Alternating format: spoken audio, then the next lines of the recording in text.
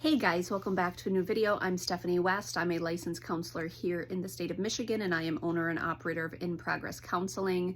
We're going to invite in something today with not only hopefully some robust context, but also the caveat that this doesn't reflect poorly if this is not where you're at in your story. And that's because we're going to talk about the idea of humor. And in our healing journeys, humor is actually this beautiful gift, but early on it might not show up, and I think that's okay. But part of going through our stories, making meaning of things, building new skills, and then arriving at places where we're more integrated, more healthful, more calibrated, part of it is this ability to say like, oh girl, the ways you've sorted through things and the ways you've invited in some terrible solutions, some not helpful strategies, there is a place for and an ability to land at a place where we are not threatened in our stories by how we show up. We don't endorse it. We don't necessarily, co-sign on it and say, well, that's just how I do it and that's who I am. But instead we can take this compassionate look at how we navigate things, and we can feel the grief around it, and we can also say like, Steph, you're adorable. What was that? We don't want to do that again. What do we do about that? And there's this piece, I would say in my story, but also that I pull into story with many clients. There's this awareness that our younger protected selves are sometimes making decisions for us, right? And so I had shared weeks ago about poor sportsmanship and what that looks like. And part of it being, a trauma response or a trauma affected response from my history. And even as I'm working on that piece of my life, so even this morning I'm playing pickleball and someone's beating me and I'm like using my coping strategies and like, it's okay and you're okay and we're okay.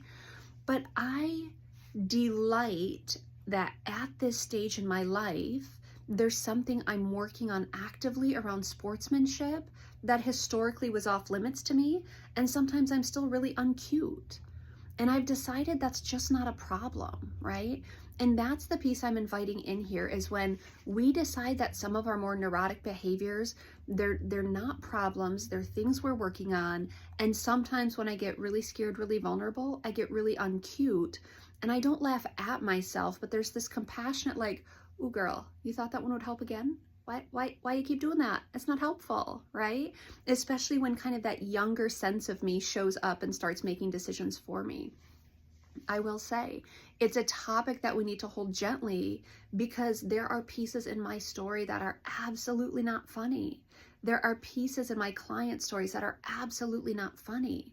When I talk about humor, I'm talking about our response and how we organize.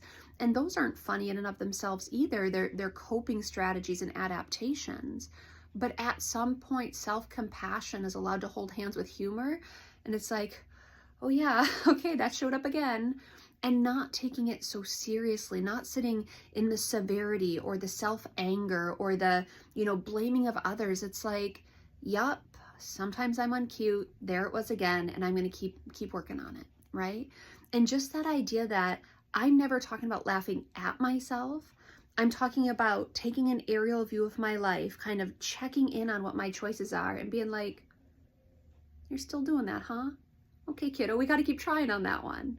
Speaking to that younger part of me that sometimes shows up in my decision-making process, always with compassion, with gentleness, with this humility of like, oof, I'm going to strive and press and I'm still going to get it wrong sometimes. And also like, oh girl, I see you trying.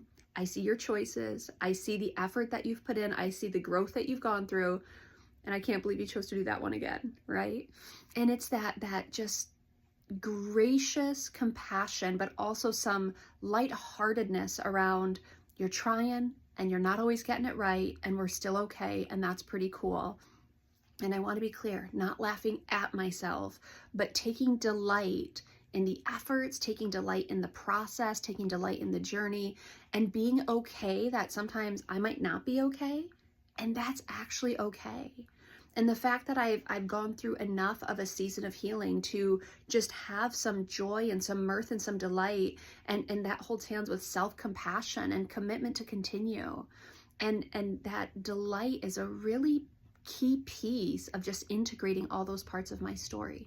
Never to laugh at what's happened, never to laugh at the pain, but to delight in who I get to be in the process, see my efforts, see how sometimes it's really misguided, understand my intentions, and just have a little grace for like, oof, that gets rough sometimes and you're still okay. And frankly, sometimes you're quite delightful.